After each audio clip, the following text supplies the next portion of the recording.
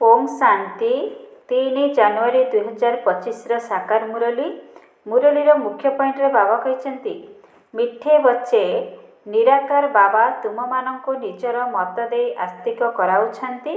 आस्तिक हेले हे तुमे माने बाबा ठारू संपत्ति नहीं परिबो। निराकार बाबा तुम मानक निजर मत दे आस्तिक कराउछंती। आस्तिक हेले हे तुमे माने बाबा ठारू संपत्ति नहीं परिबो। प्रश्न बेहदर राजत्व प्राप्त करने क्यों दुईटी कथा उपरे पूरा पूरा ध्यान देवा दरकार। बेहदर राजत्व प्राप्त करने क्यों दुईटी कथा उपरे पूरा पूरा ध्यान देवा दरकार। उत्तर एक रे पाठपढ़ा एवं दुई रे सेवा। सेवा करने लक्ष्य मध्य बहुत भल होइथिबा दरकार, कारण यही पाठपढ़ा बहुत आश्चर्यजनक अटे। एहा द्वारा तुमे राजत्व प्राप्त करुछ।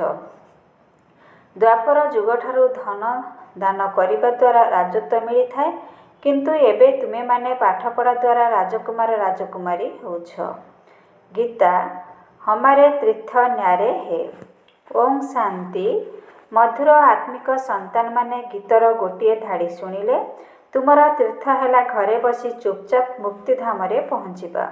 दुनियार तीर्थ तो साधारण तीर्थ, किंतु तुमर तीर्थ अलगा।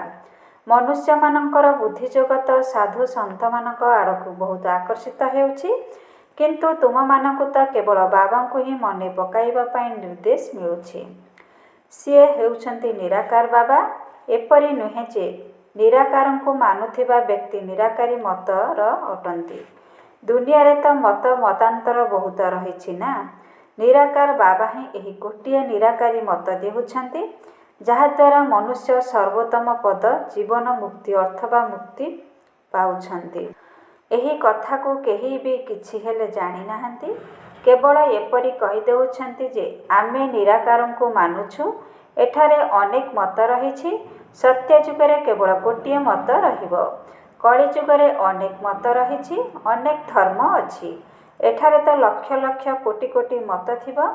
घरे घरे प्रत्येकंक निजस्व मत रहिछि, किंतु बाबा तुम मानकु सर्वोच्च करबा पई एकमात्र सर्वोच्च मत देउछंती। तुमर चित्र देखि अनेक लोक कहउछंती जे ए सब कोन तयारी करिछ, मुख्य कथा कोन। तेबे तुमे कुह एहा रचयिता एवं रचनार आदि मध्य अंतर ज्ञान अटे। जो ज्ञान द्वारा आमे आस्तिक हेउछु। आस्तिक हेबा द्वारा बाबा ठारू वर्षा मिलुछि। नास्तिक हेबा द्वारा वर्षा को हराई देइछु। वर्तमान तुम पिला मानकर धंदा है नास्तिक को आस्तिक करवा। एही परिचय तुम मानकु बाबा ठारू मिलिछि। त्रिमूर्तिर चित्र तो बहुत स्पष्ट। बाबा द्वारा ब्राह्मण तो निश्चय दरकार ना। ब्राह्मण मानक द्वारा ही यज्ञ चली थाए। यह तो बहुत बड़ यज्ञ। प्रथमे प्रथमे तो यही कथा बुझाइबा को पड़ुछि जे बाबा ही हेउछंती सर्वोच्च। सबु आत्मा माने भाई भाई अटंती। समस्ते एकमात्र बाबा को ही मने पकाउछंती, तांको बाबा बोली कहउछंती। वर्षा मध्य रचयिता बाबा ठारू ही मिलुछि। रचना अर्थात मनुष्य मानक ठारू तो मिली परिबो नाही। सेथिपाई ईश्वर को समस्ते मने पकाउछंती। तेबे बाबा हेउछंती स्वर्गर रचयिता एवं से भारत रे ही आसी एही कार्य करुछंती। त्रिमूर्तिर चित्र मध्य बहुत भल। ये बाबा ये दादा अटंती। ब्रह्मा द्वारा बाबा सूर्यवंशी कुलर स्थापना करुछंती। बाबा कहउछंती मते मने पकाइले विकर्म विनाश होइजिवो। लक्ष्य उद्देश्य मध्य पूरा रहिछि। सेथिपाई बाबा मॉडल अर्थात ब्याच मध्य तयारी कराउछंती। तेबे तुमे समस्तंको कुह अति कम शब्द रे आमे आपण को बुझाई परिबु। बाबा ठारू गोटे सेकेंड रे वर्षा मिलिबा दरकार ना। बाबा ही स्वर्गर रचयिता अटंती। एही मॉडल तो बहुत भल जिनिस, किंतु देह अभिमानी संतान माने किछि भी बुझु नाहंती। एथिरे समस्त ज्ञान रहिछि जहाँकि गोटे सेकेंड रे बुझा जाई परिबो। बाबा आसी भारत को स्वर्ग करुछंती। नुआ दुनिया बाबा ही स्थापन करुछंती। एही पुरुषोत्तम संगम जुगर मध्य गायन रहिछि। एही समस्त ज्ञान तुम मानक बुद्धिरु छरिबा दरकार, किंतु कहार जोग अछि तो ज्ञान नाही, सेथिपाई धारणा हेउ नाही। जो माने सेवाधारी संतान सेमानंकर ज्ञानर धारणा बहुत भल होई परिबो। बाबा आसी मनुष्य मानकु देवता करिबा पई सेवा करुछंती। ଯେଉଁ ପିଲାମାନେ କୌଣସି ସେବା କରିବେ ନାହିଁ ତେବେ ସେମାନେ କେଉଁ କାମର? ସେମାନେ ବାବାଙ୍କର ହୃଦୟରେ କିପରି ରହିପାରିବେ? ବାବା କହୁଛନ୍ତି ଡ୍ରାମାରେ ମୋର ପାଠ ହିଁ ହେଉଛି ସମସ୍ତଙ୍କୁ ରାବଣ ରାଜ୍ୟରୁ ମୁକ୍ତ କରିବା। ଭାରତରେ ହିଁ ରାମ ରାଜ୍ୟ ଓ ରାବଣ ରାଜ୍ୟର ଗାୟନ ରହିଛି। ତେବେ ରାମ କିଏ ଏ କଥା ମଧ୍ୟ କେହି ଜାଣିନାହାନ୍ତି। ଗାୟନ ମଧ୍ୟ କରୁଛନ୍ତି ହେ ପତିତ ପାବନ। ତେବେ ଭକ୍ତମାନଙ୍କର ଭଗବାନ ହେଉଛନ୍ତି ହିଁ ଏକ। ତେଣୁ ଯିଏ ବି ଏଠାକୁ ଆସୁଛନ୍ତି ତାଙ୍କୁ ପ୍ରଥମେ ବାବାଙ୍କର ପରିଚୟ ଦିଅ। ଜଣ ଜଣଙ୍କର ମନୋଭାବକୁ ଦେଖି ବୁଝାଇବା ଉଚିତ। ବେହଦର ବାବା ବେହଦର ସୁଖର ବର୍ଷା ଦେବା ପାଇଁ ଆସୁଛନ୍ତି, କିନ୍ତୁ ତାଙ୍କର ତ ନିଜର ଶରୀର ନାହିଁ। ତେବେ ବର୍ଷା କିପରି ଦେଉଛନ୍ତି? ସିଏ ନିଜେ କହୁଛନ୍ତି ଯେ ମୁଁ ଏହି ବ୍ରହ୍ମାଙ୍କ ଶରୀର ମାଧ୍ୟମରେ ପାଠ ପଢ଼ାଇ ରାଜଯୋଗର ଶିକ୍ଷା ଦେଇ ଏହିପରି ପଦପ୍ରାପ୍ତ କରାଉଛି। ଏହି ମଡେଲ୍ସ ଉପରେ ମଧ୍ୟ ତୁମେ ଗୋଟିଏ ସେକେଣ୍ଡରେ ବୁଝାଯାଇପାରିବ। ଏହା କେତେ ଛୋଟ ମଡେଲ, କିନ୍ତୁ ବୁଝାଉଥିବା ବ୍ୟକ୍ତି ବହୁତ ଦେହୀ ଅଭିମାନୀ ହେବା ଦରକାର। ଏହିପରି ସନ୍ତାନ ବହୁତ କମ୍ ଅଛନ୍ତି। ଏହିଭଳି ମେହନତ କୌଣସି ସନ୍ତାନଙ୍କ ଦ୍ୱାରା ହୋଇପାରୁନାହିଁ। ସେଥିପାଇଁ ବାବା କହୁଛନ୍ତି ନିଜର ଚାର୍ଟ ରଖି ଦେଖ ସାରା ଦିନରେ ଆମେ କେତେ ସମୟ ଯୋଗଯୁକ୍ତ ହୋଇ ରହୁଛୁ। ସାରାଦିନ ଅଫିସରେ କାମ କରି ମଧ୍ୟ ଯୋଗଯୁକ୍ତ ହୋଇ ରହିବାକୁ ହେବ। କର୍ମ ତ କରିବାକୁ ହିଁ ପଡ଼ିବ। ଏଠାରେ ଯୋଗରେ ବସାଇ କହିଥାନ୍ତି ବାବାଙ୍କୁ ମନେ ପକାଅ। ଏଠାରେ ଥିବା ସମୟରେ ତ କିଛି କର୍ମ କରୁନାହଁ। ତୁମକୁ ତ କର୍ମଧନ୍ଦା ଭିତରେ ଥାଇ ମଧ୍ୟ ବାବାକୁ ସ୍ମରଣ କରିବାକୁ ପଡ଼ିବ, ନଚେତ୍ ବସିବାର ଅଭ୍ୟାସ ହୋଇଯିବ। କର୍ମ କରି ମଧ୍ୟ ଯୋଗଯୁକ୍ତ ରହିପାରିଲେ ଯାଇ କର୍ମଯୋଗୀ ବୋଲି ପ୍ରମାଣିତ ହେବ। ପାଠ ତ ନିଶ୍ଚୟ କରିବାକୁ ହେବ, କିନ୍ତୁ ଏଥିରେ ହିଁ ମାୟାର ବିଘ୍ନ ପକାଉଛି। ସତ୍ୟତାର ସହିତ ଚାର୍ଟ କେହି ବି ଲେଖୁନାହାନ୍ତି। କେହି କେହି ଲେଖୁଛନ୍ତି ମୁଁ ଅଧଘଣ୍ଟେ 45 ମିନିଟ୍ ଯୋଗ କଲି, ତାହା ମଧ୍ୟ କେବଳ ସକାଳେ ହିଁ ଯୋଗରେ ବସୁଥିବେ। ଭକ୍ତି ମାର୍ଗରେ ମଧ୍ୟ ସକାଳୁ ଉଠି ରାମଙ୍କର ମାଳ ଜପ କରିଥାନ୍ତି।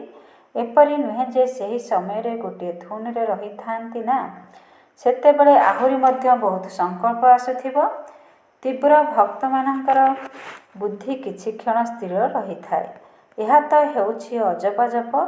ତେବେ ଏହା ନୂଆ କଥା ଅଟେ ନା। ଗୀତାରେ ମଧ୍ୟ ମନ୍ମନା ଭାବର ଅକ୍ଷର ରହିଛି, କିନ୍ତୁ ଶ୍ରୀକୃଷ୍ଣଙ୍କର ନାମ ଦେଇଥିବାରୁ ତାଙ୍କୁ ହିଁ ମନେ ପକାଉଛନ୍ତି। କିଛି ହେଲେ ବୁଝୁନାହାନ୍ତି। ଅନ୍ୟମାନଙ୍କୁ ବୁଝାଇବା ପାଇଁ ମଡେଲ ନିଶ୍ଚିନ୍ତ ସାଥିରେ ରହିବା ଉଚିତ। ସେମାନଙ୍କୁ କୁହ ବାବା ବ୍ରହ୍ମାଙ୍କ ଶରୀରରେ ଆସି ଆମକୁ ବୁଝାଉଛନ୍ତି। ଆମେ ସେହି ବାବାଙ୍କ ସହିତ ପ୍ରୀତି ରଖିଛୁ। ମନୁଷ୍ୟମାନଙ୍କ ପାଖରେ ନା ଆତ୍ମାର ଜ୍ଞାନ ନା ପରମାତ୍ମାଙ୍କର ଜ୍ଞାନ ରହିଛି। ଏକମାତ୍ର ବାବାଙ୍କ ବ୍ୟତୀତ ଏହି ଜ୍ଞାନ ଅନ୍ୟ କେହି ବି ଦେଇପାରିବେ ନାହିଁ। ତ୍ରିମୂର୍ତ୍ତି ଶିବ ହେଉଛନ୍ତି ସବୁଠାରୁ ମୁଖ୍ୟ। ବାବା ଏବଂ ବର୍ଷା ଏହି ଚକ୍ରକୁ ବୁଝିବା ତ ବହୁତ ସହଜ। ପ୍ରଦର୍ଶନୀ ଦ୍ୱାରା ମଧ୍ୟ ଲକ୍ଷ ଲକ୍ଷ ପ୍ରଜାତ ହେଉଛନ୍ତି ନା। ରାଜା କମ୍ ହେବେ, ତାଙ୍କର ପ୍ରଜା ତ କୋଟି କୋଟି ସଂଖ୍ୟାରେ ହେବେ। ପ୍ରଜା ତ ଢେର ହେଉଛନ୍ତି, ବାକି ରାଜା ହେବା ପାଇଁ ପୁରୁଷାର୍ଥ ବହୁତ କରିବାକୁ ହେବ। ଯିଏ ଅଧିକ ସେବା କରୁଛନ୍ତି ସେ ନିଶ୍ଚୟ ଉଚ୍ଚ ପଦ ପାଇବେ। କେତେକ ସନ୍ତାନମାନଙ୍କର ସେବାର ବହୁତ ସଉକ ରହିଛି। କହୁଛନ୍ତି ଚାକିରି ଛାଡ଼ିଦେବୁ, ଖାଇବାକୁ ତ ଅଛି। ବାବାଙ୍କର ହୋଇଗଲୁ ତେବେ ଶିବ ବାବାଙ୍କର ହିଁ ପାଳନା ନେବୁ। କିନ୍ତୁ ବାବା କହୁଛନ୍ତି ମୁଁ ବାନପ୍ରସ୍ଥରେ ପ୍ରବେଶ କରିଛି ନା। ମାତାମାନେ ମଧ୍ୟ ଯବାନ ହୋଇଥିଲେ ଘରେ ରହି ଲୌକିକ ଅଲୌକିକ ସେବା କରିବା ଉଚିତ। ବାବା ପ୍ରତ୍ୟେକଙ୍କର ପରିସ୍ଥିତିକୁ ଦେଖି ରାୟ ଦେଉଛନ୍ତି। ବିବାହ ନିମନ୍ତେ ଯଦି ସମ୍ମତି ନ ଦେବେ ତେବେ ହଙ୍ଗାମା ହୋଇଯିବ। ସେଥିପାଇଁ ପ୍ରତ୍ୟେକଙ୍କର ହିସାବ କିତାବ ଦେଖି ରାୟ ଦେଉଛନ୍ତି। କୁମାର ହୋଇଥିଲେ କହିବେ ତୁମେ ସେବା କରିପାରିବ। ସେବା କରି ବେହଦ ବାବାଙ୍କଠାରୁ ବର୍ଷା ନିଅ। ହଦର ପିତାଙ୍କଠାରୁ ତୁମକୁ କ'ଣ ମିଳିବ? ମୂଲ୍ୟହୀନ ସମ୍ପତ୍ତି ମିଳିବ। ସେ ସବୁ ତ ମାଟିରେ ମିଶିଯିବ। ଦିନକୁ ଦିନ ସମୟ ଅତିକ୍ରାନ୍ତ ହୋଇ ଚାଲିଛି। ଅନେକ ଭାବୁଛନ୍ତି ଆମ ସମ୍ପତ୍ତିର ଅଧିକାରୀ ଆମର ସନ୍ତାନମାନେ ହେବେ, କିନ୍ତୁ ବାବା କହୁଛନ୍ତି କାହାକୁ କିଛି ବି ମିଳିବ ନାହିଁ। ସବୁ ସମ୍ପତ୍ତି ମାଟିରେ ମିଶିଯିବ। ସେମାନେ ଭାବୁଛନ୍ତି ଆମର ପର ପିଢ଼ି ଖାଇବେ। ଧନବାନର ଧନ ଧୂଳିସାତ୍ ହେବା ପାଇଁ ବିଳମ୍ବ ଲାଗିନଥାଏ। ମୃତ୍ୟୁ ତ ସମସ୍ତଙ୍କର ସମ୍ମୁଖରେ ଉପସ୍ଥିତ। କେହି ମଧ୍ୟ ସମ୍ପତ୍ତି ଭୋଗ କରିପାରିବେ ନାହିଁ, କିନ୍ତୁ ବହୁତ ଅଳ୍ପ ଅଛନ୍ତି ଯେଉଁମାନେ ଏହି କଥାକୁ ଭଲ ଭାବରେ ବୁଝାଇ ପାରିବେ। ଯେଉଁମାନେ ଅଧିକ ସେବା କରୁଛନ୍ତି ସେହିମାନେ ହିଁ ଉଚ୍ଚ ପଦ ପାଇବେ। ତେଣୁ ସେମାନଙ୍କର ସମ୍ମାନ ରଖିବା ଉଚିତ। ତାଙ୍କଠାରୁ ମଧ୍ୟ ଶିଖିବାକୁ ହେବ। 21 ଜନ୍ମ ପାଇଁ ସମ୍ମାନ ରଖିବାକୁ ପଡ଼ିବ। ତେବେ ସେମାନେ ସ୍ୱତଃ ଉଚ୍ଚପଦ ପାଇବେ। ତାଙ୍କୁ ନିଶ୍ଚୟ ସବୁଆଡ଼େ ସମ୍ମାନ ମିଳିବ। ନିଜେ ମଧ୍ୟ ବୁଝିପାରିବେ ଯେ ଯାହା ମିଳିଲା ତାହା ଭଲ। ସେମାନେ ସେଥିରେ ହିଁ ଖୁସି ହୋଇଥାନ୍ତି। ବେହଦର ରାଜତ୍ୱ ପାଇବା ପାଇଁ ପାଠପଢ଼ା ଏବଂ ସେବା ଉପରେ ପୁରା ଧ୍ୟାନ ଦେବାକୁ ହେବ। ଏହା ହେଉଛି ବେହଦର ପାଠପଢ଼ା। ବର୍ତ୍ତମାନ ରାଜଧାନୀ ସ୍ଥାପନା ହେଉଛି ନା, ଏହି ପାଠପଢ଼ା ଦ୍ୱାରା ହିଁ ତୁମେ ରାଜକୁମାର ହେଉଛ। କୌଣସି ମନୁଷ୍ୟ ଯଦି ଧନ ଦାନ କରନ୍ତି ତେବେ ସେ ରାଜା ଅଥବା ସାହୁକାରଙ୍କ ଘରେ ଯାଇ ଜନ୍ମ ନେଇଥାନ୍ତି, କିନ୍ତୁ ତାହା ଅଳ୍ପକାଳର ସୁଖ। ତେଣୁ ଏହି ପାଠପଢ଼ା ପ୍ରତି ବହୁତ ଧ୍ୟାନ ଦେବାକୁ ହେବ। ସେବାର ଚିନ୍ତା ରହିବା ଉଚିତ। ଆମେ ନିଜ ଗ୍ରାମରେ ଯାଇ ସେବା କରିବୁ, ତେବେ ଅନେକଙ୍କର କଲ୍ୟାଣ ହୋଇଯିବ।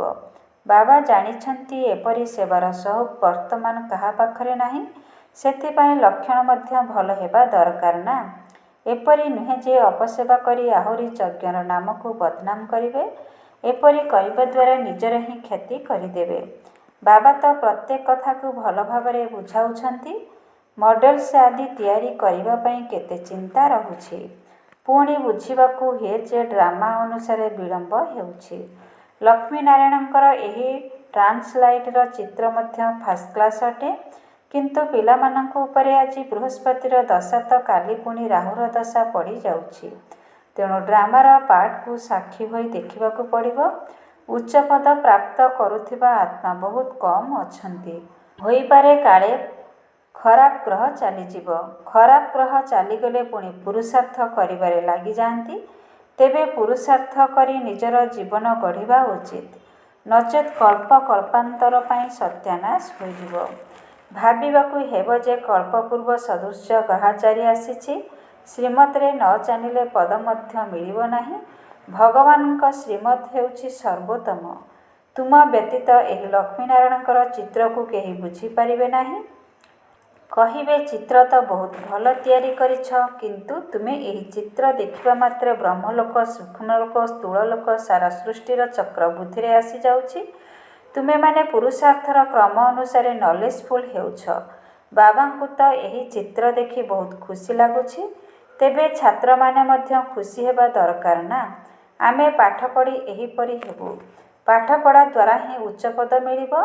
ଏପରି ନୁହେଁ ଯେ ଯାହା ଭାଗ୍ୟରେ ଥିବ ପୁରୁଷାର୍ଥ ଦ୍ୱାରା ହିଁ ପ୍ରାରବ୍ଧ ମିଳିଥାଏ। ପୁରୁଷାର୍ଥ କରାଉଥିବା ବାବା ମିଳିଛନ୍ତି। ତାଙ୍କ ଶ୍ରୀମତରେ ନ ଚାଲିଲେ ଖରାପ ଗତି ହେବ। ପ୍ରଥମେ ତ କାହାକୁ ମଧ୍ୟ ଏହି ମଡେଲ ଉପରେ ବୁଝାଅ। ପୁଣି ଯିଏ ଯୋଗ୍ୟ ହୋଇଥିବେ ସେ ତୁରନ୍ତ କହିବେ, ଆମକୁ ଏହା ମିଳିପାରିବ। ତାଙ୍କୁ କୁହ, ହଁ କାହିଁକି ନୁହେଁ। ଏହି ଧର୍ମର ଯିଏ ହୋଇଥିବେ ତାଙ୍କୁ ତୀର ଲାଗିବ, ତାଙ୍କର କଲ୍ୟାଣ ହୋଇଯିବ। ବାବା ତ ଏକ ସେକେଣ୍ଡରେ ତୁମମାନଙ୍କ ହାତରେ ସ୍ୱର୍ଗ ଦେଉଛନ୍ତି। ଏଥିରେ ତ ବହୁତ ଖୁସି ରହିବା ଉଚିତ।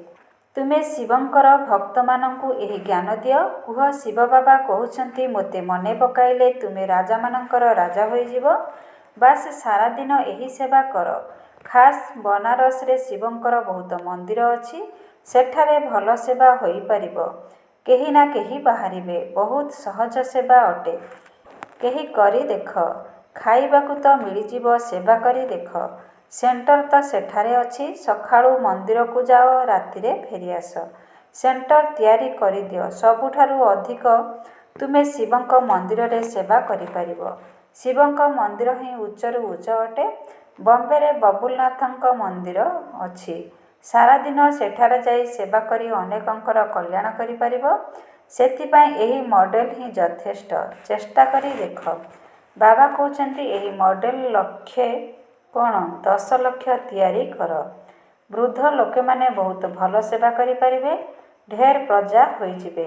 ବାବା କହୁଛନ୍ତି କେବଳ ମୋତେ ମନେ ପକାଅ। ବାସ୍ ତୁମେମାନେ ମନ୍ମନାଭବର ଶବ୍ଦକୁ ଭୁଲି ଯାଇଛ। ଏହା ଭଗବାନୁବାଚ ଅଟେ ନା।